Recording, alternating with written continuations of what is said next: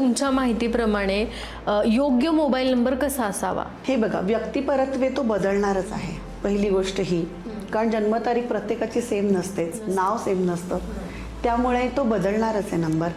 पण त्यातल्या त्यात सांगू शकते मी की जन्मतारखेमध्ये 1, 3, 9, 5, 6 हे नंबर असायला पाहिजे. पण सुरुवात 8 अंकाने नसावी किंवा 4 अंक 8 अंक हे मोबाईल नंबरमध्ये नसावे. आता एखादा येऊ शकतो, काही जणांचे खूपच असतात की 4 वेळा 8 आहे, 3 वेळा 8 आहे, तर त्याचे परिणाम तुमच्या व्यवसायावर नक्की होतात.